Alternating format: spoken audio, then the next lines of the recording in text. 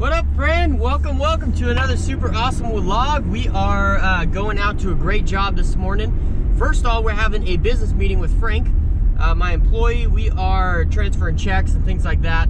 We meet every Wednesday morning around 6 o'clock, depending on our schedule. So I'm heading out to a brand new house. This house was built maybe like 6 months ago, and we're actually adding some wiring. We're adding some lighting in the garage, and then we are installing something underneath the kitchen faucet. So should be a great job, and I like jobs like this because when I was there doing the estimate, they were building the exact same model right next door or down the street. So we were able to go take a look at it and kind of look at the skins of the house. As you guys know, I like doing that. So I'm gonna take a look at that again today, just to kind of give me a route for running the electrical, because it is on the first story of a 2-story home. So looking forward to that. So let's get started with today's project. Should be good. Before we get started though, don't forget to subscribe to this channel. Also click that little bell icon next to the subscribe button so that it notifies you every time I come out with a video. Also leave me a comment, let me know what's up. Just let me know your name, if you have a handyman business, where you're located. I would also love to know what you charge or what you would charge for the work that we're about to do. So and like this video. All right, let's get to it. Check out how new this subdivision is. This is the GPS here, and there's absolutely nothing on the GPS where we're going. We're actually going up here to those houses way up there, and there's nothing. I remember when I first came to this house, I couldn't find it on my GPS, so I had to ask the guy, hey, what are the major cross streets of this house? And he told me, he's like, oh, go to this, cross street, and then follow the blue flags and all this and that. And just like, wow. There's absolutely nothing up here. This is brand new subdivision. This house over here on the corner, right here, is actually the one that we took a look at when we were looking at the house that didn't have drywall in it. And then this guy's house is up here. You can see they're still building these houses right here. There's a painter right there. So his house is right up here on the left. It's like the first finished house on the left. So let's get to it. One of the most impactful things that you can have for your professional handyman business is a professional website. A website shows your potential customers that you mean business, and it sets you apart from your competition in many ways. I trust Jason over at handymanwebdesign.com for my website needs, and he always delivers top-notch service. Handymanwebdesign.com delivers the online results your business needs when it comes to professional-looking, mobile, and SEO-optimized websites. Contact Jason over at handymanwebdesign.com today and tell him that Honest Lee sent you. All right, got him all lined up.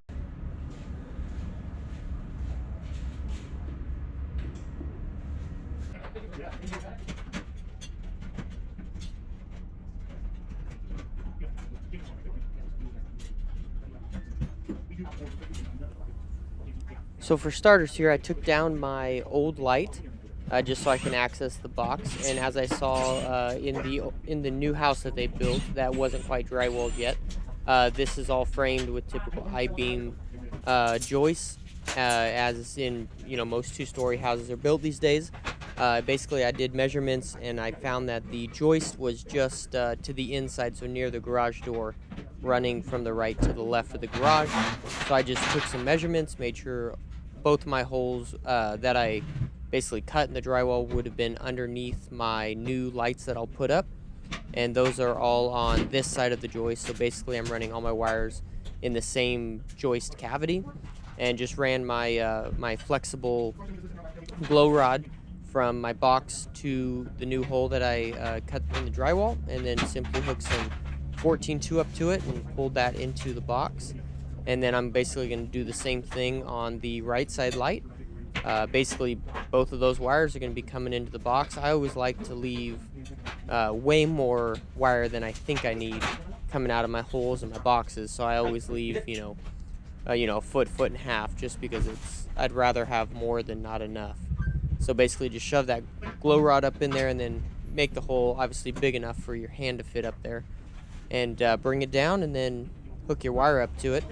Really not much to pulling wires, but I absolutely love electrical work because it totally, lighting totally changes the look of whatever you're putting lighting in. That's what I absolutely love about it. And then it's also something about manipulating something you can't see. Just kind of fun.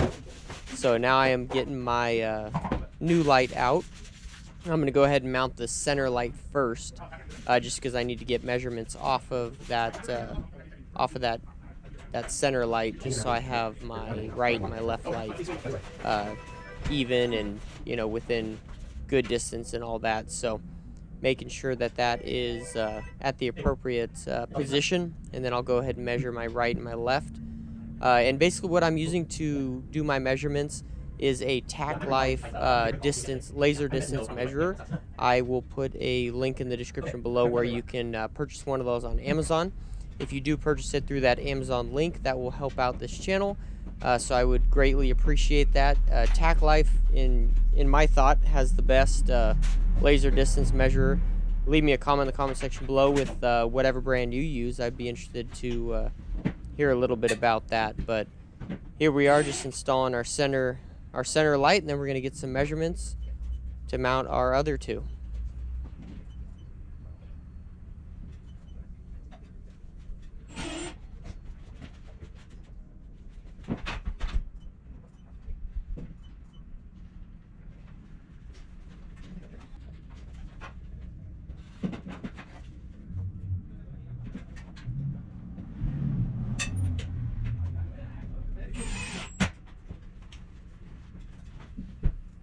Here I am using that Tack Life laser distance measurer. Super awesome, very quick getting measurements, so you can make sure, you know, one side of the light is even with the next. Just basically going from one wall, or from the light to the wall, and the other side of the light to the other side of the wall. It also works great for finding the center of the room when you're installing ceiling fans or brand new lights for that matter.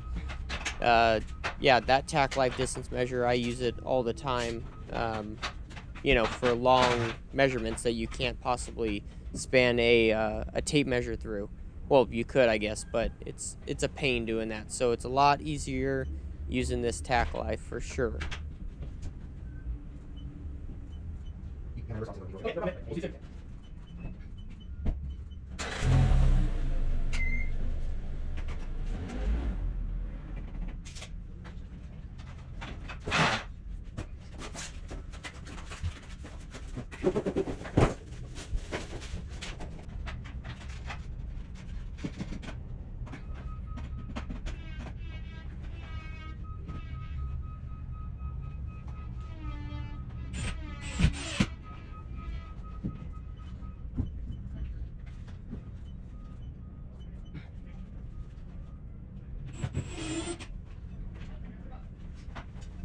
All right, here's our main rough-in. So we got all three wires there. One run into that one, and one run into that one. And we've made sure our measurements were the same. So we got them all in line there, and equal distance apart here. So now we just gotta wire it up.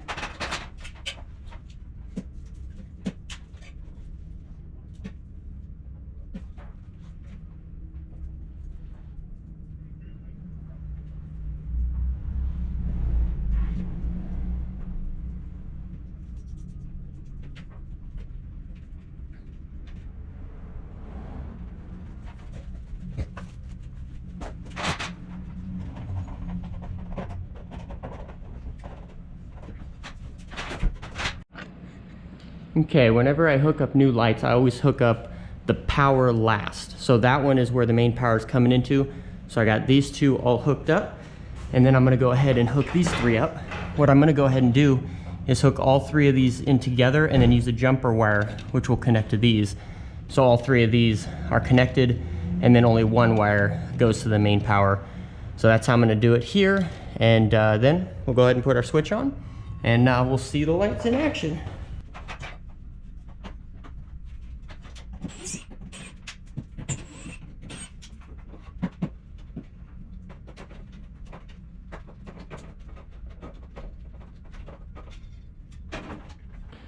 Okay, I took my center light back down so that I can make all my junction connections inside this box and then run down through this hole here in the light fixture. Only 1 wire will run down there. So we're gonna take these apart and then we're gonna test them with my DMM. Just because this is a motion sensor light switch, I wanna make for sure that there's no power coming through these. I don't feel like getting shocked. In my toolbox, a good DMM is very, very valuable. A lot of people use a touchless voltage tester. I personally don't like those because I like to actually touch the wires and with my DMM and know for sure that they are not measuring any voltage when I touch them. And even at that, I still try and stay away from wires, from actually touching bare wires. But I like to see on the DMM that they are not pulling 120 volts. You can also see here I'm using a special screwdriver to screw in those wire nuts even tighter. That is called a twist the nut screwdriver, and I have a link for that. You could purchase that through Amazon. I have the link for that in the description below as well. It's a great screwdriver because it's got a square drive bit that works great for outlets, and then it also has flatheads. So it has a big square drive, a small square drive, big flathead, small flathead, and then on the back it also has the twist the nut function of it that works on wire nuts. It really allows you to get a good twist on those. Of course, you can also use lineman pliers, but this screwdriver really helps to get a good, tight, and secure connection. So I absolutely love it.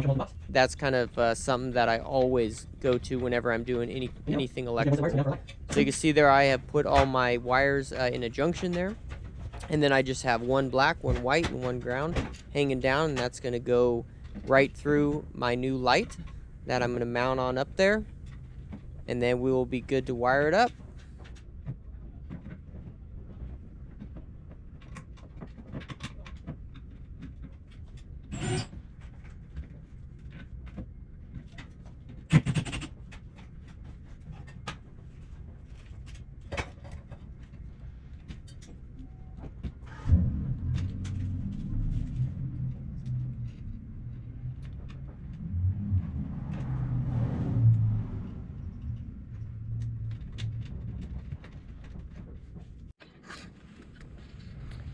All right, now that we got all of our wiring put together, we'll turn them on.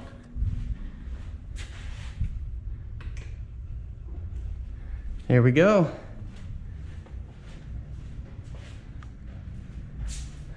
Those lights are looking pretty good. I really like how they're in line and they have perfect distance between each other. So now we just got to put the light cover on that middle. So on the right and left light here, you could just kind of see the wiring underneath the shade. So I'm basically just buttoning up that wiring, putting it in the center of the lights. Just so, it's more visually appealing when you look up at the lights. You don't see a shadow.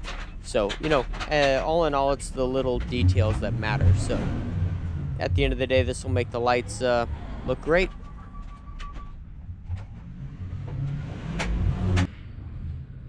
All right, here's the final product on the lights. Now we're going to be moving into the kitchen, installing a faucet and a few other things. If you guys have any questions at all about how I wired these lights up, feel free to leave me a comment in the comment section below. I would love to chat about it, walk you guys through how I did it. Feel free to leave any comments with any questions.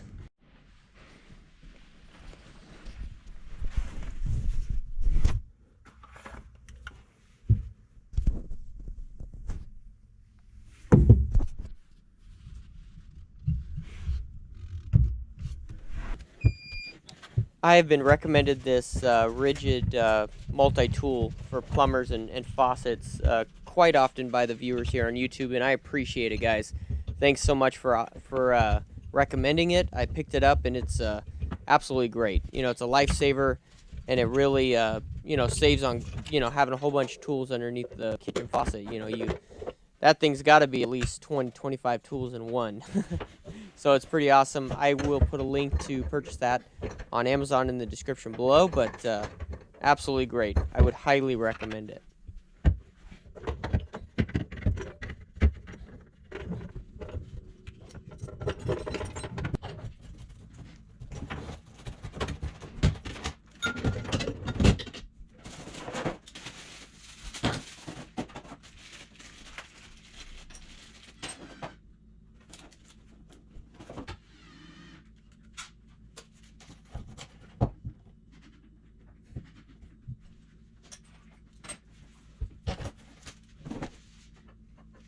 Yeah, it looks pretty close. Yeah. Well, that is the different color. You guys going with the brush color? Yeah, I'll go with some.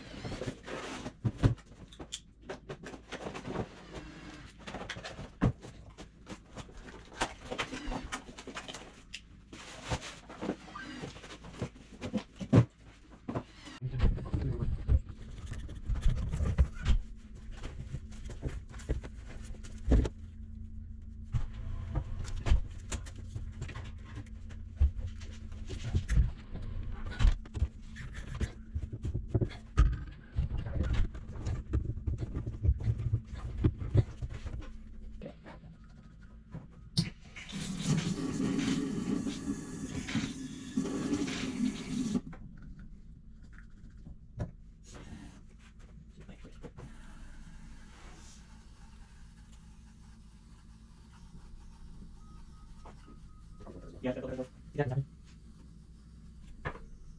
There's all your.